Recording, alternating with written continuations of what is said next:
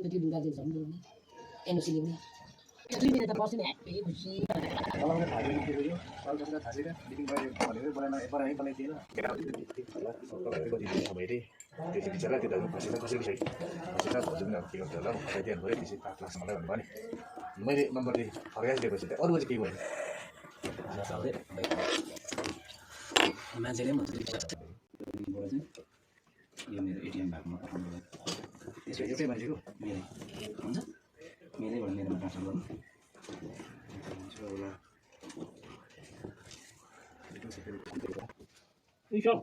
sir लानु नि तपाईँ म लानु